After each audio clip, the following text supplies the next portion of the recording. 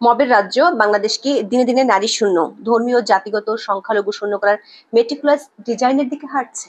গত প্রায় 11 মাসের বানের পানির মতো ঘটে যাওয়া অসংখ্য ঘটনা এমন প্রশ্ন এবং আতঙ্ক জন্ম দিচ্ছে আমাদের মধ্যে। পুলিশ সদর দপ্তরের যে তথ্য তা বিশ্লেষণ করে আমরা দেখেছি, বিগত আওয়ামী লীগ সরকার আমলের চেয়ে ডক্টর ইউনূসের শাসনামলে নারী নির্যাতনের ঘটনা বেড়েছে 27% বেশি। শুধু তাই নয়, পুলিশের পরিসংখ্যান বলছে গত 6 বছরে এত নারী নির্যাতনের ঘটনা কখনো ঘটেনি। সবশেষ কুমিল্লায় ধর্ষণের শিকার হিন্দু গৃহবধূর বিবস্ত্র ভিডিও ছড়িয়ে দেওয়া হয়েছে সোশ্যাল মিডিয়ায়। নতুন করে আলোচিত হচ্ছে 2001 সালে পূর্ণিমার রানী শিলের উপর চলা ভয়াবহ বিভৎসতার কথা। প্রশ্ন হলো, আমরা কি শান্তিতে নোবেল বিজয়ী ডক্টর মোহাম্মদ ইউনূসের শাসনে সেই 2001 সালের চেয়েও বিকৃত ঘটনার দিকে ধাবিত হচ্ছি? পত্রিকা কিংবা সামাজিক মাধ্যমে ধর্ষণ, নারীদের হত্যা, নির্যাতনের ঘটনা এখন পরিণত হয়েছে সাধারণ দৃশ্যে। সরকারের ঘনিষ্ঠরা প্রকাশ্য সমাবেশে নারীদের ঘোষণা দিচ্ছেন নিষিদ্ধ পল্লীর বাসিন্দা হিসেবে। কিংস পার্টির নেতারা নারীর পোশাকের জন্য কমিটি করার পরিকল্পনা হাজির করছেন। রাস্তাঘাটে নারীর প্রতি সহিংসতা পরিণত হয়েছে নিয়মিত ঘটনায়। বাংলাদেশ 2.0 বা কথিত নতুন স্বাধীনতা গত 11 মাসে নারী এবং ধর্মীয় ও জাতিগত সংখ্যালঘুদের জীবনে কোন স্বাধীনতা উপহার দিয়েছে, সেটি এখন সবচেয়ে বড় প্রশ্ন হয়ে দাঁড়িয়েছে। চলুন যাওয়া যাক বিশ্লেষণ।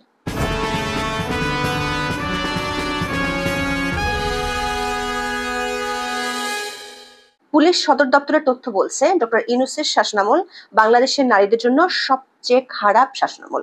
গত মার্চ থেকে মে পর্যন্ত এই 3 মাসে সারা দেশে নারী ও শিশু নির্যাতনের ঘটনা ঘটেছে 6,230টি। এর মধ্যে মার্চের সবচেয়ে কম 2,054টি, এপ্রিলে সেটি বেড়ে হয় 2,089টি। এর অর্থ হলো প্রতিদিন সারা দেশে কমপক্ষে 90টির মতো নারী ও শিশু নির্যাতনের ঘটনা ঘটছে। পরিস্থিতি কতটা ভয়াবহ তা বোঝার জন্য 2024 সালে এই 3 মাসে নারী ও শিশু নির্যাতনের কতগুলো ঘটনা ঘটেছে তা জেনে নেই। পুলিশ সদর দপ্তরের তথ্য মতে 2024 সালে, মানে বিগত আওয়ামী লীগ সরকার আমলে, মার্চ থেকে মে পর্যন্ত এই 3 মাসে 4,899টি ঘটনা ঘটেছিল। এর অর্থ হলো ডক্টর ইউনূসের শাসনামলে একই সময় 3 মাসে 1,331টি ঘটনা বেশি ঘটেছে।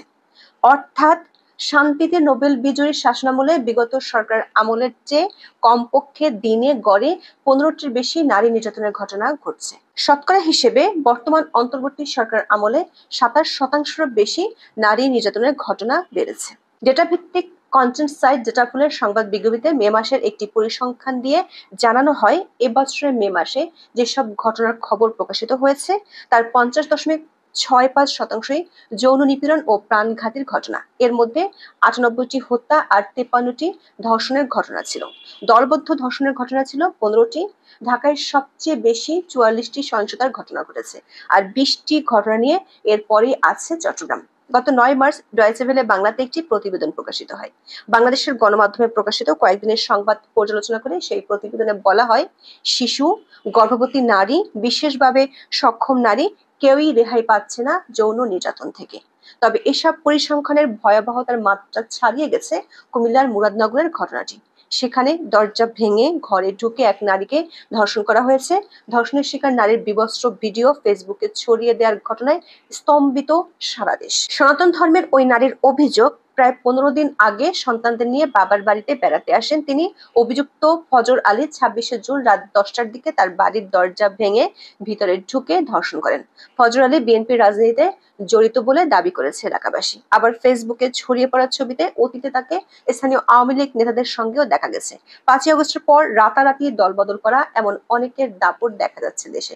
এমনকি কিংস পার্টি, এনসিপির অনেকেও অতীতে জড়িত ছিলেন আওয়ামী লীগের রাজনীতির সঙ্গে।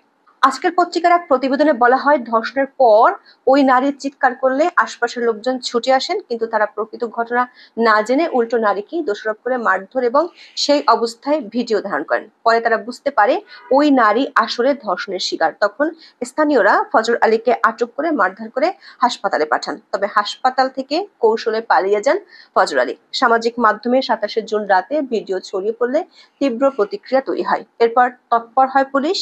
মুরাদনগর থানায় 28শে জুন ওই নারী মামলা করার পর ঢাকার সায়দাবাদ থেকে মূল অভিযুক্ত ফজর আলীকে গ্রেপ্তার করা হয়েছে। ভিডিও ছড়িয়ে দেওয়ার অভিযোগে আরো 4 জনকে গ্রেপ্তার করেছে পুলিশ। দর্শক, নারীর প্রতি বিভৎসতার নতুন নজির হাজির করেছে মুরাদপুরের ঘটনা। তবে এমন অনেক ঘটনার খবর পাওয়া গেছে গত প্রায় 11 মাসে। এমনকি 29শে জুনও সংবাদ মাধ্যমে এসেছে বরিশালের একটি ভয়াবহ ঘটনা। বরিশাল ভোলা মহাসড়কের পাশ থেকে হাত পা বাঁধা ও পলিথিনে পেঁচানো অবস্থায় এসিড দগ্ধ এক নারীকে জীবিত উদ্ধার করেছে পুলিশ। তালুকদারহাট এলাকার ব্যবসায়ীরা ভোরে ব্যবসা প্রতিষ্ঠানে যাওয়ার সময় সড়কের পাশে পলিথিনে পেঁচানো অবস্থায় ওই নারীকে পড়ে থাকতে দেখেন। পরে এসিডে ঝলসে দেয়া নারীকে উদ্ধার করে পুলিশ। প্রশ্ন হলো, নারীর প্রতি এমন লাগামহীন সহিংসতার ঘটনা বাড়ছে কেন?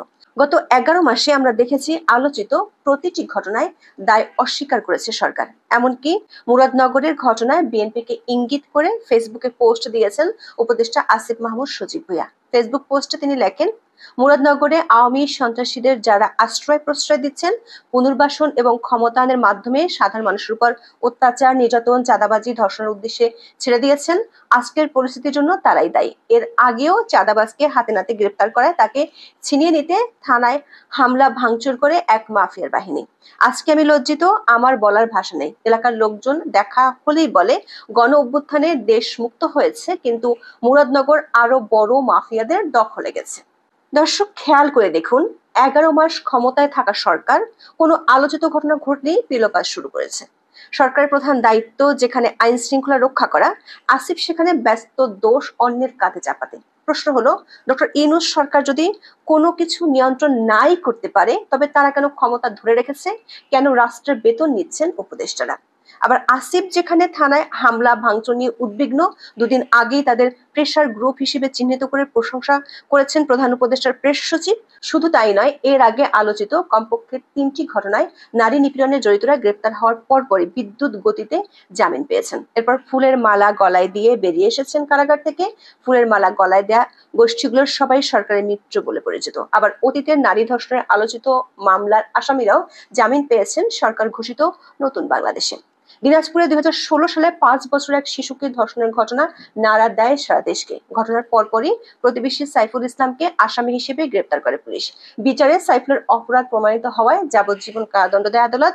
তবে ঘটনার 8 বছর 4 মাস পর গত 19শে ফেব্রুয়ারি দিনাজপুর জেলা কারাগার থেকে জামিনে মুক্তি পান সাইফুল ইসলাম। আসামি বেরিয়ে যাওয়ার অনেক পরে প্রচন্ড সমালোচনার মুখে জামিন বাতিলের আবেদন করে সরকার। তবে এরপর সাইফুল আবার কারাগারে গেছেন কি না সে সম্পর্কিত কোনো তথ্য আসেনি সংবাদ মাধ্যমে।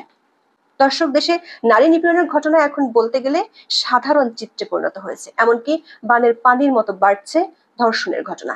এমন সব জায়গায় ধর্ষণের মতো ভয়াবহ ঘটনা দেখা যাচ্ছে যা দেশের ইতিহাসে কখনো চিন্তাও করা যায়নি। রাজধানীর কমলাপুর রেল স্টেশনে দাঁড়িয়ে থাকা রংপুর এক্সপ্রেস ট্রেনের শৌচাগারে এক নারী যাত্রীকে ধর্ষণের অভিযোগ উঠেছে। 24শে জুন সকাল 9টার দিকে এই ঘটনায় জড়িত অভিযোগে গ্রেপ্তার হন ট্রেনের অপারেটর সাইফুল ইসলাম। অর্থাৎ দেখা যাচ্ছে দিনের বেলায় ট্রেনের শৌচাগারেও এখন নিরাপদ নন নারীরা। আবার নারায়ণগঞ্জের ফতুল্লায় 4 ছাত্রীকে বাসায় আটকে রেখে ধর্ষণের অভিযোগে রাজধানীতে গ্রেপ্তার হয়েছেন একজন। এমন অনেক ঘটনা প্রতিদিন আসছে সংবাদ মাধ্যমে। আমরা গুগল নিউজে ধর্ষণ কিওয়ার্ডে সার্চ করে মাত্র 4 ঘন্টায় 3টি ধর্ষণ সংক্রান্ত খবর দেখতে পেয়েছি। অর্থাৎ নারীর প্রতি সর্বোচ্চ সহিংসতা নিয়ে প্রতি ঘন্টায় একটি করে ঘটনার খবর বের হচ্ছে সংবাদ মাধ্যমে। দর্শক, নারী ও শিশুদের সুরক্ষা নিয়ে কাজ করার দায়িত্বপ্রাপ্ত একজন উপদেষ্টাও আছেন অন্তর্বর্তী সরকারে। তিনি হলেন সমাজ কল্যাণ এবং মহিলা ও শিশু বিষয়ক উপদেষ্টা শারমিন এস মুর্শিদ। মাত্র 3 দিন আগে এক অনুষ্ঠানে তিনি বলেছিলেন, নতুন বাংলাদেশে নারী ও শিশুদের নিরাপদ আশ্রয় গড়ে তুলতে সরকার অঙ্গীকারাবদ্ধ। তবে কুমিল্লা এবং বরিশালের 2টি ঘটনা নিয়ে সারা দেশ আলোড়িত হলেও 29শে জুন দুপুর 2টা পর্যন্ত এ বিষয়ে শারমিন এস মুর্শিদের কোনো বক্তব্য আসেনি সংবাদ মাধ্যমে। এর আগে মাগুরায় ধর্ষণের পর এক শিশুর মৃত্যুর ঘটনায় সাংবাদিকদের প্রশ্নের জবাবে ফুঁসে উঠেছিলেন উপদেষ্টা শারমিন মুর্শিদ। পাল্টা প্রশ্ন ছুড়ে বলেছিলেন, সমাজ কি সুস্থ আছে বলে আপনার মনে হয়? আমি 6 মাস ধরে দায়িত্বে আছি, কিন্তু এই পচে যাওয়ার সমাজকে 5 মাসে পাল্টে দেওয়া সম্ভব নয়। দর্শক, আন্তর্জাতিক নারী দিবস 8ই মার্চে নারী ও শিশু বিষয়ক উপদেষ্টা দাবি করেছিলেন 6 মাসে তার পক্ষে সমাজ বদলানো সম্ভব নয়। অর্থাৎ নারীদের নিরাপত্তার নিশ্চয়তা তিনি দিতে পারবেন না। এরপর চলে গেছে আরো 4 মাস। ট্রেনের শৌচাগারেও এখন নারী নিরাপত্তা নেই। নতুন বাংলাদেশে নারী ও শিশুদের নিরাপদ আশ্রয় করে তুলতে সরকার অঙ্গীকারাবদ্ধ হলেও সরকারের শাসনে নারী এখন কোথায় ধর্ষণের শিকার হবেন না সে ব্যাপারে নিশ্চিত হওয়াই কঠিন হয়ে পড়েছে। নারী ও শিশু বিষয়ক উপদেষ্টার কাছে আমাদের প্রশ্ন, আর কতদিন আপনার ক্ষমতায় থাকা নিশ্চিত হলে আপনি নারীদের নিরাপত্তা দিতে সক্ষম হবেন? সরকারের দায়িত্ব সবার নিরাপত্তা নিশ্চিত করা। সরকার সেই দায়িত্ব পালন করতে ব্যর্থ হয় বলেই ধর্ষণের ঘটনা ঘটছে। নিজেকে রক্ষা করতে না পারায় ধর্ষিতা যেমন নিজের ব্যর্থতার গ্লানি বয়ে বেড়ায়, তেমনি সরকার উচিত নিজের ব্যর্থতার গ্লানি অনুভব করা। প্রতিটা ধর্ষণের ঘটনায় ধর্ষিতার চেয়ে সরকারের গ্লানি বেশি হওয়া উচিত। এখন এ পর্যন্ত। সবাই ভালো থাকুন, সুস্থ থাকুন, নিরাপদে থাকুন। দেখা হবে আগামী